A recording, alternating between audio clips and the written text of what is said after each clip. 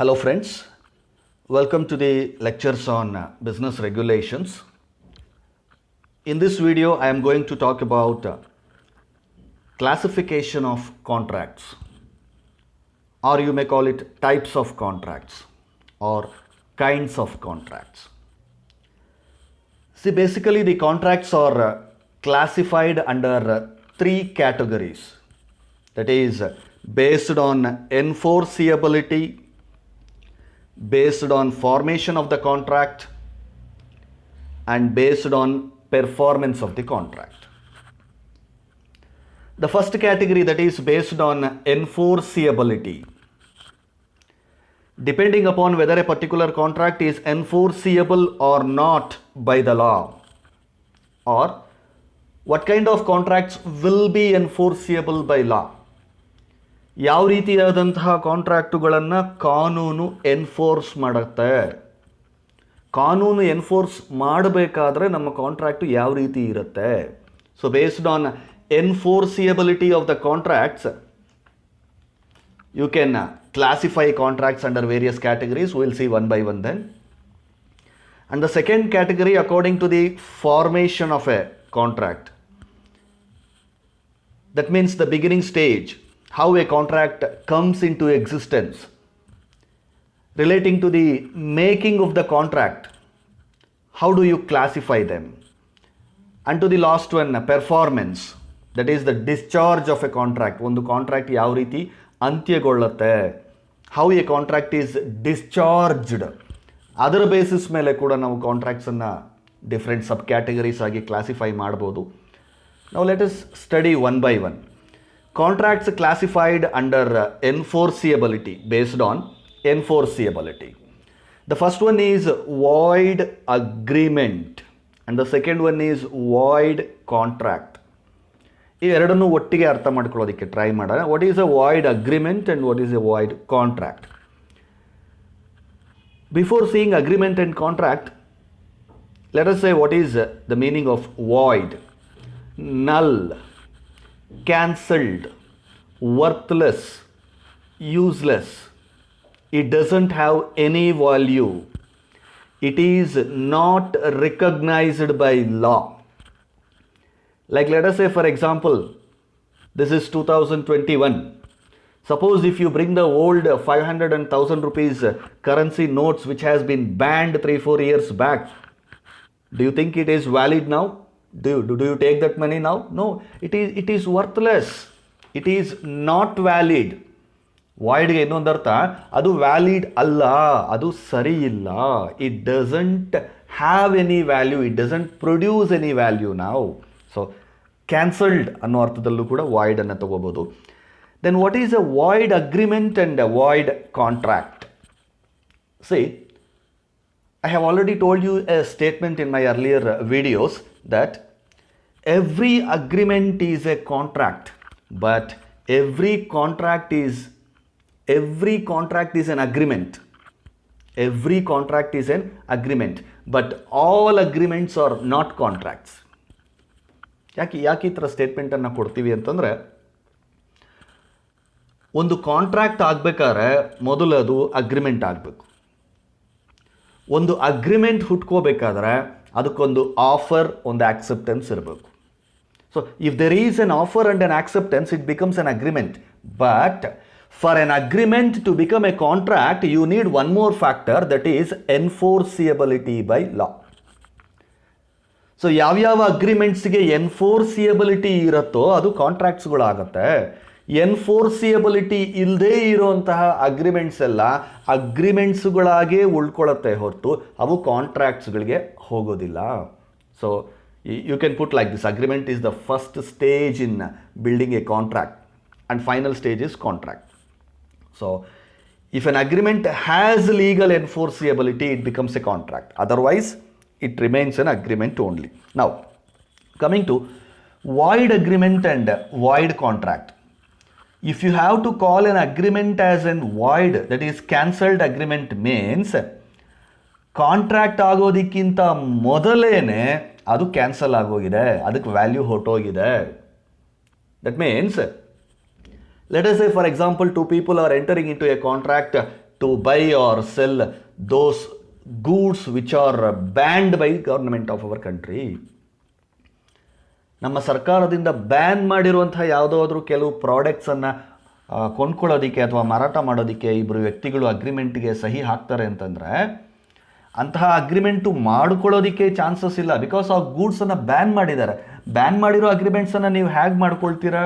So any contract or any agreement which is illegal or cancelled or void from the beginning it self.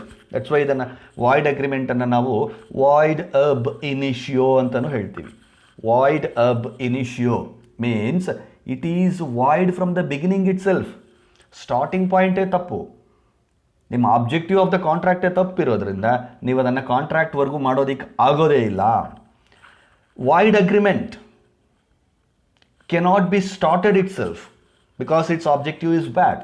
ನಾವು void ಕಾಂಟ್ರಾಕ್ಟನ್ನು it can be formed in the initial stages. ಅದನ್ನು formation ಮಾಡಬೇಕಾದ್ರೆ ಅದು ಒಳ್ಳೆ ಅಗ್ರಿಮೆಂಟೇ, ಒಳ್ಳೆ ಅಗ್ರಿಮೆಂಟಿಗೆ ಇರಬೇಕಾಗಿರೋ ಎಲ್ಲ ಲಕ್ಷಣಗಳು ಇತ್ತು.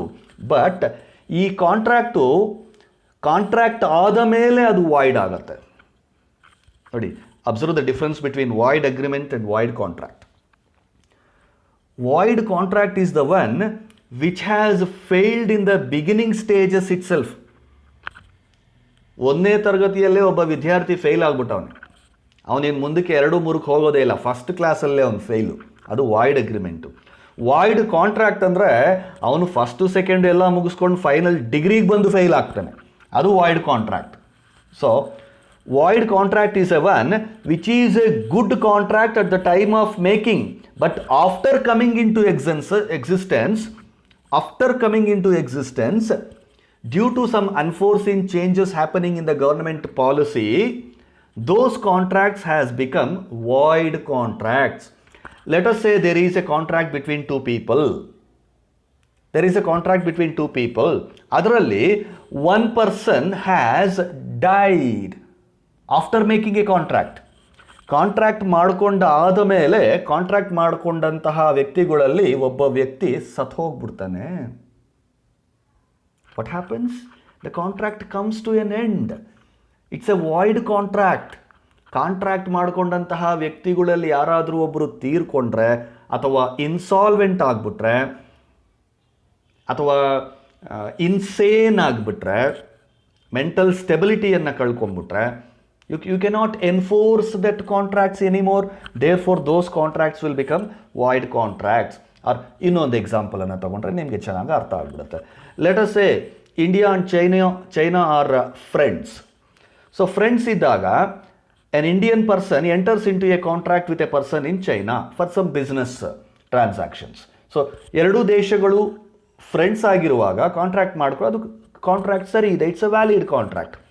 ಆದರೆ ಇವರು ಕಾಂಟ್ರಾಕ್ಟ್ ಮಾಡಿಕೊಂಡಂತಹ ಕೆಲವೇ ದಿನಗಳಲ್ಲಿ ಇಂಡಿಯಾ ಮತ್ತು ಚೈನಾಗೆ ಒಂದು ಶತ್ರುತ್ವ ಬೆಳೆದು ಬಿಡುತ್ತೆ. There is an enmity between these nations and the government declares that all the contracts between India and China has been cancelled. No one is allowed to make any contracts. So what happens? ನೋಡಿ, contract ಮಾಡ್ಕೊಳ್ಳೋವಾಗ ಸರಿ ಇತ್ತು, ಮಾಡ್ಕೊಂಡಾದ ಮೇಲೆ ಅದನ್ನು cancel ಮಾಡಬೇಕಾಯಿತು, ಅದು void ಆಯಿತು. That's the difference between these first two types of contracts. That is void agreement ಮಾಡ್ಕೊಳ್ಳೋದಕ್ಕೆ ಸಾಧ್ಯ ಇಲ್ಲ, ಮೊದಲಿಂದಾನೇ ಅದು ತಪ್ಪು. Starting itself, from the beginning itself it is wrong, it is cancelled, it is nullified. But void contract, in the beginning stages, at the time of formation of the contract, there was no problem. Yes, contract can be made, but contract gets cancelled after formation. Simple ಆಗಿ ಹೇಳ್ಬೇಕಾದ್ರೆ void agreement is a one which cancels before its formation. Void contract is a one which cancels or which gets cancelled after the formation process. ನಾವು you understood the first void agreement and void contract. Moving on to the next one, that is voidable contract. Voidable. Void andre completely cancelled, it doesn't have any value. But voidable can be cancelled. Yaar cancel ಮಾಡಬಹುದು? Enforceable at the option of one or more parties, but not at the option of the other. See, when two people enter into a contract, normally both the parties will have equal rights in the contract. But due to some reasons, let us say one person has entered into the contract by forcefully obtaining the acceptance of the other party. ಇನ್ನೊಬ್ಬ ಪಾರ್ಟಿಗೆ ಕಾಂಟ್ರಾಕ್ಟ್ಗೆ ಸಹಿ ಹಾಕೋದಕ್ಕೆ ಇಷ್ಟ ಇರಲಿಲ್ಲ, ಆದರೆ ಇವರು undue influence ಮಾಡಿ ಅವರನ್ನು ಬೆದರಿಸಿ ಅಥವಾ ಮ್ಯಾನಿಪುಲೇಟ್ ಮಾಡಿ ಫೋರ್ಸ್ಫುಲ್ಲಾಗಿ ಅವ್ರ ಹತ್ರ ಒಂದು ಆಕ್ಸೆಪ್ಟೆನ್ಸನ್ನು ತಗೊಂಡಿದ್ದಾರೆ. ಇಂಥ ಒಂದು ಕಾಂಟ್ರಾಕ್ಟ್ಸಲ್ಲಿ ಯಾರ ಒಂದು ಇಂಟೆನ್ಷನನ್ನು, ಯಾರ ಒಂದು ಆಕ್ಸೆಪ್ಟೆನ್ಸನ್ನು ನಾವು ಫೋರ್ಸ್ಫುಲ್ಲಾಗಿ ತಗೊಂಡಿರ್ತೀವೋ, the acceptance which is taken forcefully by the parties, that particular party will have a right to say whether this contract can be enforceable or not. He will have a bit more rights than the other party. If he wishes, the contract can be enforceable. If he doesn't wish, the contract becomes void. ಅಂದರೆ ಮೋಸಪೂರಿತವಾಗಿ ಕಾಂಟ್ರಾಕ್ಟಿಗೆ ಸಹಿ ಹಾಕಿಸ್ಕೊಂಡಲ್ಲಿ ಮೋಸ ಹೋದಂತಹ ವ್ಯಕ್ತಿ ಏನಾದರೂ ನನಗೆ ಈ contract ಇಷ್ಟ ಇಲ್ಲ, ನಾನು ಇದನ್ನು ಸ್ವಇಚ್ಛೆಯಿಂದ ನನ್ನ ಮನಸ್ಫೂರ್ತಿಯಾಗಿ ಇಷ್ಟದಿಂದ ಹಾಕಿಲ್ಲ, ನನ್ನ ಬಲವಂತವಾಗಿ ಈ ಕಾಂಟ್ರಾಕ್ಟ್ಗೆ ತಗೊಂಡಿದ್ದಾರೆ ಅನ್ನೋದನ್ನು ಪ್ರೂವ್ ಮಾಡೋದಾದರೆ he will have the rights to cancel or to enforce.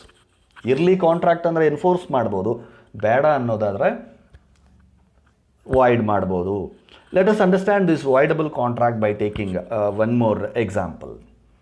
Let us assume one person enters into a contract with a minor. 18 ವರ್ಷ ತುಂಬದೇ ಇರುವಂಥ ಒಬ್ಬ ಹುಡುಗನ ಜೊತೆ ಕಾಂಟ್ರಾಕ್ಟ್ ಮಾಡ್ಕೊಳ್ತಾರೆ ಅಂತ ಅಂದ್ಕೊಳ್ಳಿ. It is actually not right, it is void.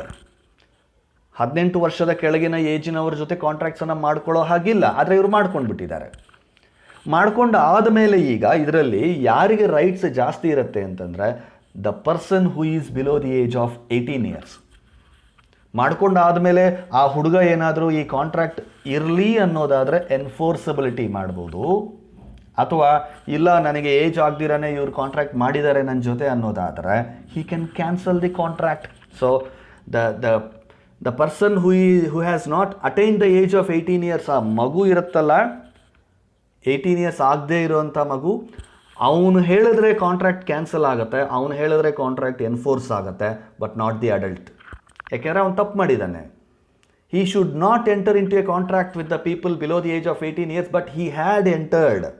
ಅದು ಮಾಡಬಾರ್ದಿತ್ತು, ಮಾಡಿದ್ದಾನೆ. ಸೊ ರೈಟ್ಸ್ ಯಾರಿಗೆ ಜಾಸ್ತಿ ಇರುತ್ತೆ? ಆ 18 years ಬಿಲೋ ಇರೋವಂಥವ್ರಿಗೆ ಜಾಸ್ತಿ ಇರುತ್ತೆ. ಸೊ ಅವರಿಷ್ಟ ಪ್ರಕಾರ ನಡೆಯುತ್ತೆ. If he thinks the contract is enforceable, he can enforce. ಇಲ್ಲ ಪರವಾಗಿಲ್ಲ ಎನ್ಫೋರ್ಸ್ ಮಾಡೋಣ ಅನ್ನೋದ್ರೆ ಮಾಡ್ಬೋದು. ಇಲ್ಲ ಬೇಡ ನನ್ನ ಚೀಟ್ ಮಾಡಿದ್ದಾರೆ ಅಂತ ಅನ್ನೋದಾದರೆ he can cancel the contract. That is voidable contract is one which is enforceable at the option of one or more parties, but not at the option of the other. ಒಬ್ಬ ಪಾರ್ಟಿಯ ಆಪ್ಷನಿಂದ ಅದು enforce ಆಗ್ಬೋದು, but not at the option of the other. ಮೋಸ ಹೋಗಿರೋವಂಥವ್ರಿಗೆ ಒಂದು ಏನು rights ಜಾಸ್ತಿ ಇರುತ್ತೆ, ಅದನ್ನು ವಾಯ್ಡಬಲ್ ಕಾಂಟ್ರಾಕ್ಟ್ಸಲ್ಲಿ ನಾವು ನೋಡ್ತೀವಿ. Moving further, unlawful agreement. The word itself tells unlawful. It is not lawful. ಕಾನೂನಾತ್ಮಕವಾಗಿಲ್ಲ, ಕಾನೂನು ಬಾಹಿರವಾದಂತಹ ಕಾಂಟ್ರಾಕ್ಟ್ಗಳು ಅಥವಾ ಅಗ್ರಿಮೆಂಟ್ಗಳು. ಕಾನೂನು ರೀತಿಯಾಗಿ ಅದಕ್ಕೆ ಬೆಲೆ ಇಲ್ಲವೇ ಇಲ್ಲ. ಕಾನೂನು ರೀತಿಯಾಗಿ ಅದನ್ನು ತಪ್ಪು ಅಂತ ಕರಿತೀವಿ. ಅನ್ಲಾಫುಲ್, ಸಕ್ರಮವಾಗಿಲ್ಲ ಅದು. So on the ground of public ಪಾಲಿಸಿಗೆ ಹರ್ಟ್ ಆಗುವಂತಹ, ಗೌರ್ಮೆಂಟ್ ಪಾಲಿಸೀಸ್ಗೆ ಧಕ್ಕೆ ತರುವಂತಹ ಯಾವುದೇ ಅಗ್ರಿಮೆಂಟ್ ಆಗಲಿ ಅದು ಅನ್ಲಾಫುಲ್ ಅಗ್ರಿಮೆಂಟ್ಗೆ ಬರುತ್ತೆ. Like let us say illegal trading on remdesivir medicine during COVID-19. Remdesivir ಇಂಜೆಕ್ಷನ್ಸನ್ನು 20,000, 30,000, 50,000, 1 ಲಕ್ಷ ಅಂತೆಲ್ಲ ಮಾರ್ಕೊಂಡ್ರು ಇಲ್ಲೀಗಲ್ ಆಗಿ. That is against the government policy ಅಲ್ವಾ? Or let us say government ಸರ್ಕಾರಿ ಆಸ್ಪತ್ರೆಗಳಲ್ಲಿ ಕೆಲಸ ಮಾಡುವಂತಹ ಡಾಕ್ಟರ್ಗಳು ಪ್ರೈವೇಟ್ ಕ್ಲಿನಿಕ್ಸ್ ಸ್ಟಾರ್ಟ್ ಮಾಡಬಾರ್ದು, ಪ್ರೈವೇಟ್ ಕ್ಲಿನಿಕ್ಸಲ್ಲಿ ಕೆಲಸ ಮಾಡಬಾರ್ದು, ಪ್ರೈವೇಟ್ ಪ್ರಾಕ್ಟೀಸ್ ಮಾಡಬಾರ್ದು. It's a public policy. But 99% ಎಲ್ಲರೂ ಮಾಡ್ಕೊಳ್ತಾನೆ ಇದೆ. 99.9% of all government doctors they are having private clinic. That's a different thing. We are not going to discuss about that. But it is against the public policy. Government ಪಾಲಿಸಿಗೆ against ಆಗಿ ನಾವು ಅಗ್ರಿಮೆಂಟ್ಸನ್ನು, ಕಾಂಟ್ರಾಕ್ಟ್ಸನ್ನು ಮಾಡ್ತಾ ಇದ್ದೀವಿ ಅಂತಂದರೆ that becomes unlawful agreements. The next one is illegal. ಈ words, ಎರಡೂ ವರ್ಡ್ಸ್ ಕೂಡ ತುಂಬ ಬ್ಯೂಟಿಫುಲ್ ಆಗಿದೆ. ಅನ್ಲಾಫುಲ್, ಇಲ್ಲೀಗಲ್ ಎರಡೂ ಒಂದೇನಾ? Unlawful against the public policy. Like ನಾನು ಡಾಕ್ಟರ್ಸ್ ಎಕ್ಸಾಂಪಲ್ ಕೊಡ್ತಾ ಇದ್ದೆ. ಅಂದರೆ 99.9% ಗೌರ್ಮೆಂಟ್ ಡಾಕ್ಟರ್ಸ್ ಎಲ್ಲ ಪ್ರೈವೇಟ್ ಕ್ಲಿನಿಕ್ಸ್ ನಡೆಸ್ತಿದ್ದಾರೆ ಅಂತಂದರೆ ಅವ್ರ ಕ್ಲಿನಿಕ್ಸನ್ನೆಲ್ಲ ಮುಚ್ಚಿಸಿದೀವ, ಅಥವಾ ಅವ್ರ ಮೇಲೆ ಕಾನೂನು ಕ್ರಮ ತೊಗೊಂಡಿದ್ದೀವ, ಆ್ಯಕ್ಷನ್ ತಗೊಂಡಿದ್ದೀವ, ಅರೆಸ್ಟ್ ಮಾಡಿದ್ದೀವ? ಏನೂ ಮಾಡಿಲ್ಲ. That means it is not considered seriously when you are going against the public policy. ಈಗ ಶಾಲಾ ಕಾಲೇಜುಗಳಲ್ಲಿ ಅಂತ ಅಂದ್ಕೊಳ್ಳಿ, ದ ಗೌರ್ಮೆಂಟ್ ಹ್ಯಾಸ್ ಫಿಕ್ಸ್ಡ್ ಇಷ್ಟೇ ಫೀಸ್ ತಗೋಬೇಕು ಈ ಕ್ಲಾಸ್ನವ್ರಿಗೆ, ಅದಕ್ಕಿಂತ ಜಾಸ್ತಿ ಇರಬಾರ್ದು. Tuition fees, hostel fees, uniform, ಮತ್ತೊಂದು ಅಂತೆಲ್ಲ ಇರುತ್ತೆ. ಸೊ ಅದಕ್ಕೊಂದು ರಿಸ್ಟ್ರಿಕ್ಷನ್ಸನ್ನು ಹಾಕಿರ್ತಾರೆ ಗೌರ್ಮೆಂಟು. ಬಟ್ ಯಾರು ಫಾಲೋ ಮಾಡ್ತಿದ್ದಾರೆ ಅದನ್ನು? ಲಕ್ಷಾಂತರ ರೂಪಾಯಿ ಡೊನೇಷನ್ಸ್ ತಗೊಳ್ತಾನೆ ಹೋಗ್ತಿದ್ದಾರಲ್ಲ. It is against government policy, but we are taking it lightly. On the other hand, illegal is a one which is taken seriously. Unlawful things are not taken seriously, but illegal things are taken seriously. Like crime, ಹೊಡೆಯೋದು, ಗಲಾಟೆ ಮಾಡೋದು, ದರೋಡೆ ಮಾಡೋವಂಥದ್ದು, murder ಮಾಡೋವಂಥದ್ದು, rape ಮಾಡೋವಂಥದ್ದು, ಇಂಥ ಒಂದು criminal ಆ್ಯಕ್ಟಿವಿಟೀಸ್ಗೆ ಬಂದಾಗ ಅದನ್ನು illegal and also immoral. So ಅನ್ಲಾಫುಲ್ಗೂ ಇಲ್ಲೀಗಲ್ಗೂ ಅಷ್ಟೊಂದು ವ್ಯತ್ಯಾಸ ಇಲ್ಲ. Sometimes both are treated in the same sense also. So, criminal activities, when a contract is intended to harm the other people, ಇನ್ನೊಂದು ವ್ಯಕ್ತಿಗೆ ಹಾರ್ಮ್ ಮಾಡುವಂತಹ ಕಾಂಟ್ರಾಕ್ಟ್ಸ್ ಆಗಲಿ, ಇನ್ನೊಬ್ಬರ ಆಸ್ತಿಯನ್ನು ಹಾರ್ಮ್ ಮಾಡುವಂಥದ್ದಾಗಲಿ, ಪಬ್ಲಿಕ್ ಆಸ್ತಿಯನ್ನು ಹಾರ್ಮ್ ಮಾಡುವಂಥ, ಡ್ಯಾಮೇಜ್ ಮಾಡುವಂತಹ ಕಾಂಟ್ರಾಕ್ಟ್ಸು, ಅಗ್ರಿಮೆಂಟ್ಸು ಮಾಡಿಕೊಂಡಾಗ ಅದು ಇಲ್ಲೀಗಲ್ ಅಗ್ರಿಮೆಂಟ್ಸ್ ಅಂತ ಆಗುತ್ತೆ. So I hope you got the difference between unlawful agreements, when agreements are made against the government policies. Illegal agreement, those contracts or agreements which are involved in damaging or defaming or harming public property or other people's property or others' lives. ಅದನ್ನು ನಾವು illegal agreements ಅಂತ ಹೇಳಿ ಕರಿತೀವಿ. Then unenforceable contracts. Contracts which are not possible to enforce. They are basically good contracts. They are basically valid contracts. They possess all the essential elements of a valid contract, but still they lack enforceability because of a small reasons, like technical defects in the agreement. While drafting the contract, they have not included certain words, or there is no witness signature in the contract, or the contract is not documented according to the government rules, or there is no proper evidence for the contracts. ಈ ಥರದ ಒಂದು ಕಾರಣಗಳಿಂದ ಯಾವುದಾದ್ರೂ ಕಾಂಟ್ರಾಕ್ಟ್ಸು ಎನ್ಫೋರ್ಸಿಯಬಿಲಿಟಿ ಆಗದೇ ಹೋಗುವಂತಹ ಪರಿಸ್ಥಿತಿ ಬಂದಾಗ, contracts are good, but due to technical faults in the contract, they are unable to enforce them.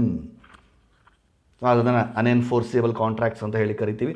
Once again, I hope you got the meanings of all the types of contracts which are classified under enforceability. That is void agreement, that is void from the beginning itself.